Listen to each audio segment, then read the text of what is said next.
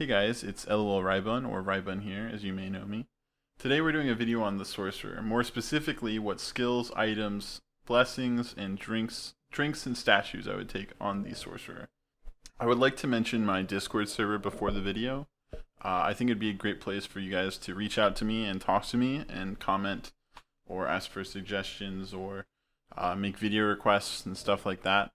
On top of that, it does have notifications whenever I stream or post a YouTube video, if you guys would find that helpful. And last but not least, it's just a great place for us to build a community together, and I think that would be really cool. Without further ado, we'll begin the video now. I tried to kind of categorize this into subsections and provide more of my opinions, and I hope you guys find that helpful. Please leave a like if you enjoy the video. If you don't like the video or disagree with stuff, feel free to either dislike or comment. And if you like this content well enough, I would love if you guys could join me and subscribe to the channel. Thank you. Today we're talking about Sorcerer. I'm going to talk about the early game first. When you start out, here's a Hammerwatch, assuming you have no DLC. You have the availability of playing the Paladin, the Ranger, the Warlock, and the Sorcerer.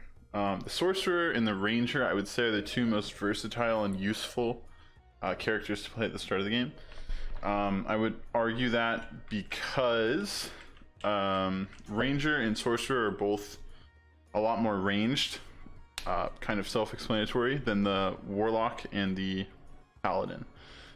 This makes clearing through dungeons safer and easier because you're able to dodge things more readily because you have more distance to react. So playing through the game, first time around, I would either recommend the Sorcerer or the Ranger. The reason I would advocate for the Ranger more so is that the Ranger gives you attack power as you clear through the dungeon, which will help your characters a lot more than mana regen for the start of the game. Later on, mana regen is super important. I cannot stress that enough. But for the start of the game, what you really need is attack power more than anything. So, yeah, okay. Next, we're going to talk about the Sorcerer's skills. There's a few of them here. As you can see by the way I have my skills set up for this Sorcerer, there's not much use in the primary later on in the game. Early on in the game, though, the primary is incredible. So your primary attack is Frost Shard, and what it does is you fire out a little icicle at your enemies, and it's kind of short range, so it goes to a fair distance away, but it's not like the Ranger. The nice thing about it, though, is it ricochets. So when it hits a wall or an enemy, it ricochets off of them and it can hit more enemies. This is something that the Ranger kind of gets later in their ultimate passive, but for the start of the game, the Sorcerer has great crowd control or ability to take on large numbers of mobs through ricocheting. Eventually you ricochet 6 times, and the damage actually gets increased as it ricochets. So that means you get a 10% damage increase, and assuming this works how I would think it would, although I'm not sure, that means it's either a flat 60 or it's a 10% and then a 10% on top of that 110%, and then 10% on top of that. I think that'd be 121 ... You know, you get it. A lot of damage. So this is huge, but it doesn't do too much base damage, so it's not super good for bossing or anything. Your right click, I would argue you almost never use this. It summons a little comet from the sky, and it's not bad, but it's not great. You could argue that you would take it, but I don't see much use in it. Then you've got Frost Nova, which is your third, or your second technically, active skill. It's pretty useful. It fires out all these orbs around you, and they ricochet off walls and bounce in between enemies, which does tons of damage. It's kind of low base damage, but through use of drinks and statues and stuff, you can get this up quite a bit. And then you've got Orb of Winter, which is basically the same thing as the little Nova that shoots out from you, except it shoots out from a ball repeatedly. This has very low base damage. Let's see, 20 hybrid damage, and this does 24. So you're thinking Well, how does that do anything in the late game? Well, there's a beautiful thing in this game called the Statue of Wilmer, which you can only get if you have Pyramids of Prophecy, but if you do, it adds skill cost to the damage of the skill. So if you get Wilmer to, I believe it's level 20, he gives 100% skill cost to the skill's damage. Well, as you can see, without anything amplifying the skill cost, I have 180 mana cost on this. That means instead of 20 damage, it would be hitting for 200 damage. That is quite substantial. Thereafter, it gets modified by skill damage, and so the result is a huge amount of burst. So that's why the Sorcerer is played as a skill-based character and not a primary-based character, because late game, it just flows a lot better. Next, we'll talk about the passives. We've got Biting Chill, which slows the enemies that you hit, and it can also freeze them. The freeze is basically a stun, and the slow is pretty okay. Gets all the way up to 40%, and the stun gets all the way up to a 2.25 second duration. This is pretty good. It's not the best, but it's nice stuff to keep enemies off of you, which is super important. Next passive is Ice Barrier. Ice Barrier is how you survive, basically. And this further supports the skill build of the Sorcerer, because when you cast skills, you get a barrier which blocks damage. So you need to be spamming out abilities to get more and more barriers. So at final level, it's 8 times, so you'll see it stack here. I can get this all the way up to 8, so it'll block 8 instances of damage, and for each stack, it only goes away 1 stack at a time as you lose them. This is just really good for survivability. It's pretty self-explanatory. This is how you clear rooms really fast. It's your passive called Shatter, and what it does is it works off of this. And when you freeze an enemy with anything, you then can explode them when they die, which does hybrid damage, which, since this is technically a skill, has a chance to freeze more enemies, and then if they die while frozen, they can explode, and so what you get is a chain explosion if you have enough luck, basically. It's super, super useful, and the thing I would say the Sorcerer does best, although I haven't played them too much, is wave, I want to say wave clear because I play League of Legends, just clearing rooms. You can fire one of these things into a room and it'll trigger tons of explosions and everything will die. Most things will die. So that's pretty much how I would say skill setup. Early game, just max Frost Shard. I would put 1 point into your 2 skills here so you can use them if you want to. And then this is probably your most important thing, because it'll help you clear rooms without using too much mana, because you'll proc it off of your primary attack. And then these passives are good for survivability, so they're good to have. I would definitely prioritize Biting Chill because you don't need to use mana to trigger anything. This is really good for blocking damage in a pinch. You just have to use a skill first. So that's the one argument of why Comment is useful. It only costs 25 mana, so in a pinch in a boss fight, if you're about to be hit, just cast that, you'll take reduced damage. Next, we'll talk about drinks. For any spellcaster, you're going to take the following drinks. Or, you don't have to, but this is how I would play it. You want Evil Infusion. Self-explanatory just by reading the first line. 5% lifesteal on your skills. This is the only way, unless they've changed it, to get lifesteal on your skills, which is super useful. And you lose 10% of your current health when casting a skill. So if you pick this up, oh, well, you're going to take 10% damage, but you're instantly going to get all the health back. I have 230 health, 5% lifesteal on this 20 damage happening all the time is instantly gonna regenerate you back up. That's 1 health per hit, so 10%, 23, so it has to hit 23 times, which we'll easily do. The next thing you're gonna get is Frenetic Eruption. The reason for this is when you're in combo, you do this triggers combo with crits. triggering combo, yet again, like in the last video, you're going to take Wicked Sickness, which gives you the extra damage dealt, helps you clear rooms even more, gives you more healing from Evil Infusion. It just works off of itself. The next thing you're going to take is this.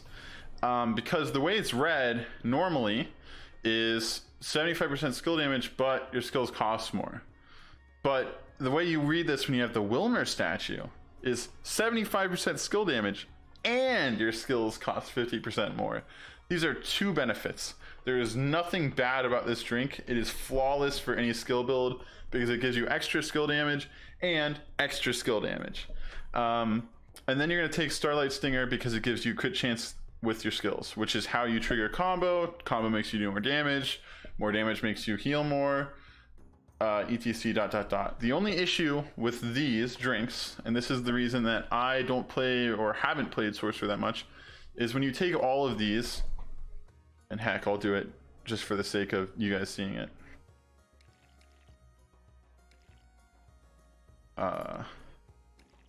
You'll see this costs 270 mana, and I only have 513, which means I quite literally cannot cast this twice. Of course, it has a cooldown, but once I've cast it twice, I'm out of mana. So skill builds are not super healthy for you early on in the game because they're, at least with all these mana drinks.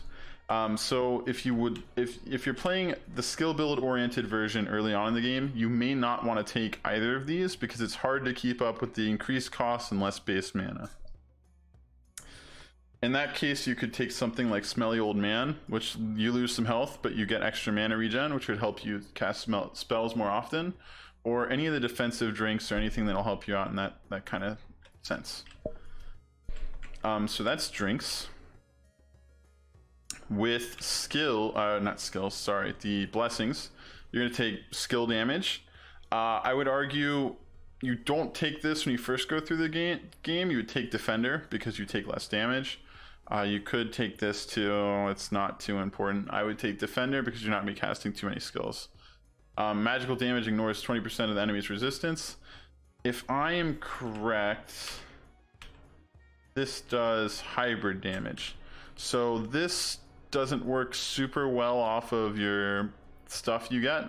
So I would, you could argue to take Blessing of Life or Blessing of Mind for the early game. Or you could take this. There's nothing really super important here, but I would argue Mind's probably your best bet because then you have more utility of using your skills. Here, critical damage to your skills by 100%. That's huge, but if you're not using skills, you could take Symbol of Essence for early game.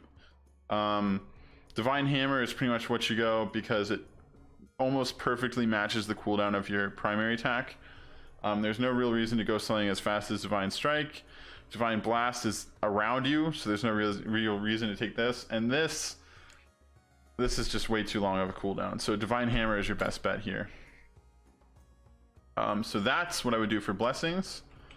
As far as items go, this is similar to the Paladin in the sense that you're going to go Lucky Hat because you're running a combo build. If you're not running a combo build, you do not want to go Lucky Hat. Or, well, you don't necessarily not want to, but you don't have to. You're going to go Lucky Hat, and you're going to go Staff of Volatile Casting. This is pretty self-explanatory. You get extra crit chance with skills, and then you get extra chance of doing crits with skills so you can proc combo, do more damage. These are the two items you're going to run. They're super useful. But in the case you're playing through the game the first time and you're going a more primary oriented build, you could totally take Lucky Hat and Heartseeker. But then you're going to want to kind of do similar to the Paladin strengths where you're going primary based. So I would argue you can kind of go whatever. The first time you go through the game, it's not too important as far as items go. And next, and the last thing on my list, unless I'm missing something, we've got statues. So with any skill build, you're going to want to take two things for certain. The first thing is Cedric, which gives you skill power from your resistance. So you level up your Warlock, you get extra resistance, you get extra skill power. This is the same argument as Callus with the Paladin. It's just super nice to have. This guy is the guy I talked about a lot. Wilmer gives you 20% faster skills, which is not... 20% faster skills does not mean they move faster or they cast faster. I believe it's the cooldown between skills. So my Frost Orb takes a while to cast again, so Wilmer makes that take less time. This adds 5% of the skill cost as damage to your skills for each level of statue. So mine's a level 7, so that is 35%. So 35% of this, which is 100, is basically 35 extra damage, which more than doubles the damage of this ability. These two statues are to die for when you play skill-based people. The other things you could argue for are Ozreth, which leaves poison clouds when you kill enemies. Hence, you clear a room, you're going to leave a ton of poison clouds. The leftover people will be poisoned, you do more damage to them. Kira, since your primary attack can spawn arrows that scale off of skill damage. I would also argue you could go Bulgarth, because anything that gets near you would take this 100 magic damage from a combo blast. All of those I would say are viable. You can make arguments for other stuff too, but I would say those are the primary ones that I would go. And with that, I think we've covered everything to the Sorcerer. I would say, like earlier, I would say that this is your second best bet for clearing the game the first time around. Sorcerer is a fun class. I actually played the Sorcerer, I think, the first time around, and I really enjoyed it. I ended up switching to Paladin because we needed a tank, and I really enjoyed Sorcerer for the time I spent with them. I really like watching rooms explode with the amount of damage you can push out really easily on Sorcerer. And yeah, I think all skill build. The other thing I'd leave in your mind is, I think all skill builds kind of outscale primary builds towards the later end of the game, just because you have two things that scale your damage rather than just the attack power from Callus.